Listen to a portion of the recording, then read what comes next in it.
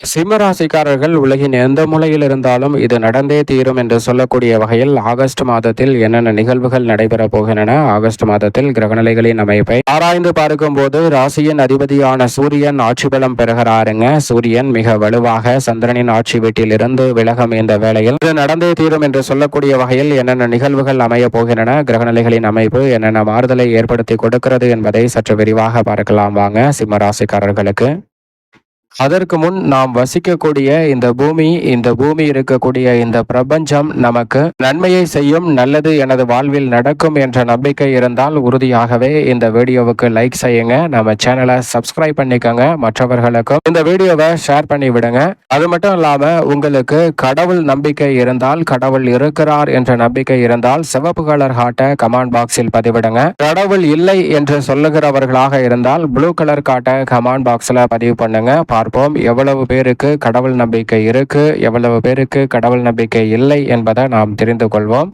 இப்போ வாங்க வீடியோக்குள்ள போலாம். உலகின் எந்த மூலையில் இருந்தாலும் இது நடந்தே தீரும் என்று சொல்லக்கூடிய வகையில் ஆகஸ்ட் மாதம் முடிவதற்குள் ஆகஸ்ட் மாதத்தில் கிரகநிலைகளின் அமைப்பால் ஏற்படும் அதிரடியான மாறுதலும் நீங்கள் எதிர்பார்ப்பதை விட வியக்கத்தக்க வகையில் நடைபெறக்கூடிய நிகழ்வுகளும் என்னென்ன இருக்கிறது என்பதை பார்க்கலாம். அதில் முதல் விஷயமாக பார்க்கப்படுவது முழு சுபகிரகம் என்று அழைக்கக்கூடிய குரு பகவான் உச்சபலம் பெற்றிருக்கிறார். அப்படி உச்சபலம் பெற்று வலம் பெறக்கூடிய குருவின் அமைப்பால் நிச்சயமாக நிறைந்த நன்மைகளும் முன்னேற்றமும் உலகின் எந்த மூலையில் இருந்தாலும் உங்களை தேடி வருவதற்கான சந்தர்ப்பம் நிச்சயமாக ஏற்படுத்தி கொடுக்கிறாருங்க குரு பகவான். ஏனென்றால் குரு பகவான் நமது வாழ்வில் இருக்கும் பல இக்கட்டான சூழ்நிலைகளை கடந்து வருவதோடு சிறப்பான முன்னேற்றத்தை சந்திக்கக்கூடிய வகையில் சிறப்பான வாய்ப்புகளை இந்த தருணத்தில் ஏற்படுத்தி கொடுக்கிறாருங்க. அதோடு மட்டுமல்லாது உறுதியாகவே இந்த வேளையில் நீங்கள் நினைப்பதை விட மிக பெரிய அளவிலான சிக்கல் என்று சொல்லக்கூடிய விஷயங்களை நட்சத்திர பயிற்சியை சந்திக்கும் குரு பகவானின் அமைப்பால் நிச்சயமாக சிறப்பான மாற்றத்தை பெறுவதற்கான முதன்மையான யோகம் உண்டு. குரு பகவான் இந்த மாதத்தின் பிற்பகுதியில் மிக வலுவாக நட்சத்திர பயிற்சியை சந்திக்கிறாருங்க.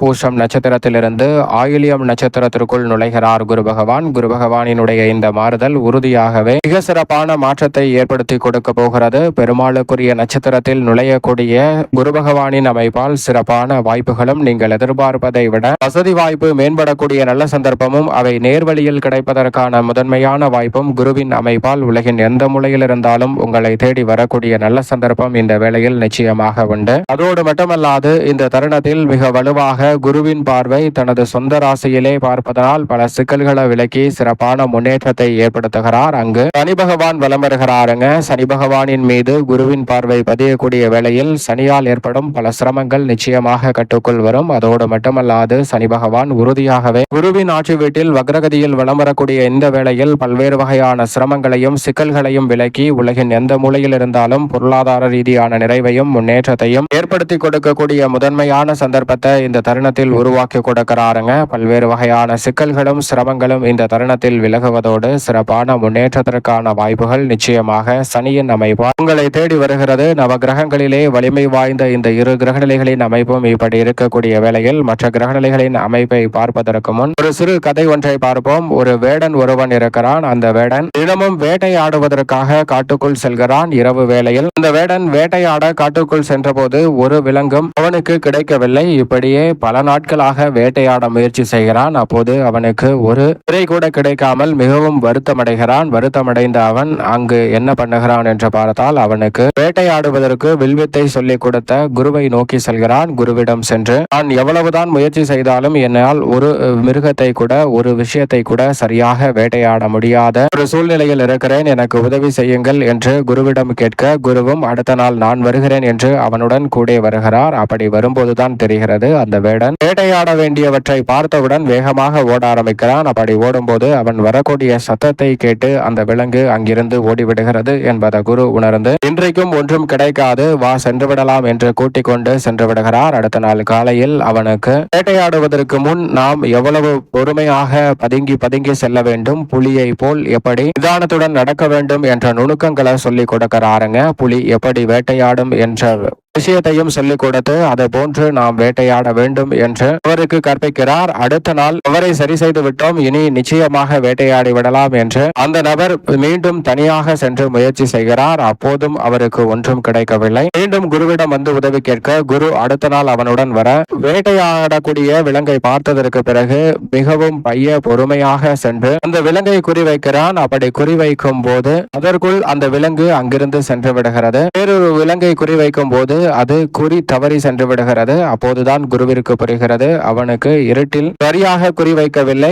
ஒருவேளை அந்த மிருகம் நகர்ந்து செல்லும் போது நமது இலக்கு எங்கு இருக்க வேண்டும் என்பது தெரியவில்லை என்று மீண்டும் அடுத்த நாள் அவனுக்கு ஒரு மிருகத்தை வேட்டையாடும் போது அது எந்த திசையை நோக்கி நகரும், நாம் எங்கு அம்பு செலுத்தினால் அதை பிடிக்க முடியும் என்று சில நுணுக்கங்களை கற்றுத்தருகிறார். அதை கற்றுக்கொண்டு போய் அவர் வேட்டையாட ஆரம்பிக்கிறாருங்க. அப்போது ஒரு சில விஷயங்கள்ல வெற்றி அடைகிறது, இருந்தாலும் சில விஷயங்கள்ல தோல்வி அடைகிறது. அதற்கு காரணமாக பார்க்கப்படுவது ஏனென்றால் அவன் பறந்து செல்லக்கூடிய பறவைகளுக்கு கூட ஓடுவது போன்ற குறி வைக்கக்கூடிய இலக்கை தான் வைக்கிறான். அதனால் அந்த பறவைகள் அவனிடம் மாட்டுவதில்லை. அதையும் குரு கவனித்து சரி செய்கிறாருங்க. இது போன்றுதான் நமது வாழ்விலும் பல நேரங்களில் நாம் பர்ஃபெக்டாக இருக்கிறோம் என்று சில விஷயங்களை தவற விடுவோம். அதே சமயம் பர்ஃபெக்டாக இருக்கிறோம் என்று செய்யக்கூடிய செயல்கள் கூட பரவாயில்லை, பர்ஃபெக்டாக இல்லை, மற்றவர்கள் எல்லாம் பர்ஃபெக்டாக இருக்கிறார்கள், எனக்கு மட்டும் வெற்றியே கிடைக்க மாட்டேங்கிறது என்று வருத்தப்படும் போதுதான் சில தோல்விகளை அதிகமாக சந்திக்கிறோம். எனவே நிச்சயமாக அந்த வருத்தப்படுதலை தவிர்த்து விடுங்க. நம்மளிடம் இருக்கும் குறை என்ன என்பதை அறிந்து அதை நிவர்த்தி செய்தாலே போதும், மிக சிறப்பான வளர்ச்சி நமது வாழ்வில் உறுதியாகவே கிடைக்கும். இந்த குரு எப்படி அந்த வேடனுக்கு வழிகாட்டினாரோ அதே போன்று உங்களுடைய வாழ்விலும்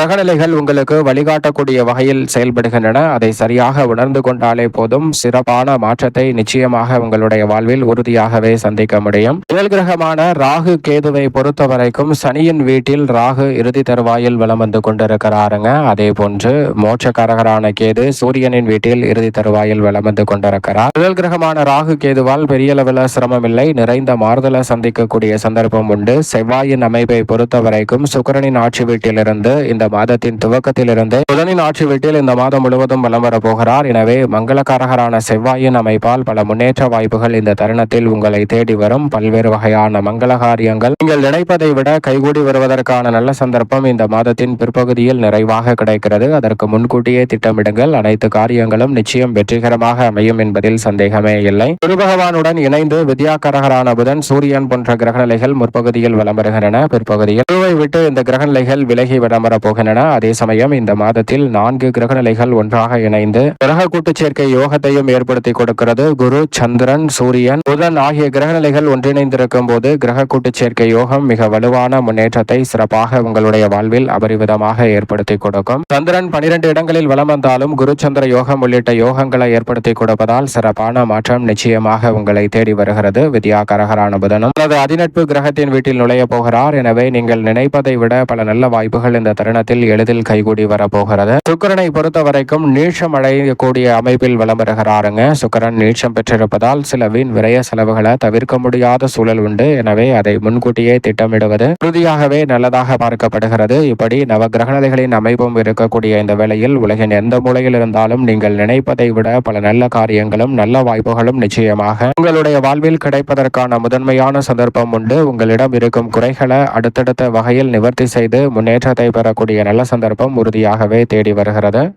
சிம்ம ராசிக்காரர்களுக்கு உறுதியாகவே பல்வேறு வகையில நல்ல பல நிகழ்வுகளும் சுபகாரியங்களும் இந்த தருணத்தில் கைகூடுவதற்கான முதன்மையான அதிர்ஷ்ட யோகம் நிச்சயமாக கிடைக்க இருக்கிறது. பெரிய அளவிலான காரிய தடைகள், சிரமங்கள், சிக்கல்கள் இந்த தருணத்தில் நிச்சயமாக விலகும். அதோடு மட்டுமல்லாது இந்த தருணத்தில் திருமணம், புத்திரபாகியம் உள்ளிட்ட பல்வேறு வகையான சுபகாரியங்கள் உறுதியாகவே சிறப்பாக கைகூடக்கூடிய நல்ல சந்தர்ப்பம் நிச்சயமாக கிடைக்க இருக்கிறது. பல்வேறு வகையான தடைகள் விலகி சிறப்பான முன்னேற்றத்திற்கு வழிவகை செய்யக்கூடிய சந்தர்ப்பங்கள் இந்த தருணத்தில் உறுதியாகவே கிடைக்கிறது. பல காரிய தடைகள் விலகுவதோடு சிறப்பான முன்னேற்றத்திற்கான வாய்ப்புகள் நிச்சயமாக உண்டு. குடும்பத்தில் ஒற்றுமை அதிகரிக்கும். நல்ல பல செய்திகள் மகிழ்ச்சியை இரட்டிப்பாக மாற்றிக் கொடுக்கக்கூடிய தருணமாக சிம்மராசிக்காரர்களுக்கு அமைய போகிறது. திடீர் அதிர்ஷ்ட யோக வாய்ப்புகள் கிடைப்பதோடு வேலை, தொழில் ரீதியாக சிறப்பான முன்னேற்றம் உண்டு. குறிப்பாக பெண்மணிகள் எதிர்பார்க்கக்கூடிய பல காரியங்கள் காரியங்கள் வெற்றிகரமாக அமைவதோடு ஆளுமையும் அதிகாரமும் கொண்ட நல்ல வாய்ப்புகளும் சந்தர்ப்பங்களும் உங்களை தேடி வருவதற்கான முதன்மையான சந்தர்ப்பம் இந்த வேளையில் உறுதியாகவே கைகூடுகிறது என்பதில் சந்தேகமே இல்லை. அதோடு மட்டுமல்லாது தொழில், வியாபாரம், உத்தியோக ரீதியாக பல புதிய யுத்திகளை கையாளுவதோடு நீங்கள் எதிர்பார்க்கக்கூடிய தொழில், வியாபார ரீதியாக சிறப்பான வாய்ப்புகளும் சந்தர்ப்பங்களும் இந்த தருணத்தில் கிடைப்பதோடு சேமிப்பதற்கான நல்ல சாத்தியக்கூறுகள் நிச்சயம் நிறைவாக கிடைக்கிறது. சிம்மராசிக்காரர்களுக்கு நீங்கள் விரும்பியபடியே புதிய முதலீடுகளை அதிகரிக்கக்கூடிய வகையில் நல்ல வாய்ப்புகள் சிறப்பாக கைகூடி வரும் வேலையாக இந்த தருணம் உறுதியாகவே அமைகிறது. அதோடு மட்டுமல்லாது பல காரிய தடைகளை விலக்கி சிறப்பான முன்னேற்றத்தை இந்த தருணத்தில் பதிவு செய்யக்கூடிய வகையில் சூழ்நிலைகள் கைகூடி வரப்போகிறது.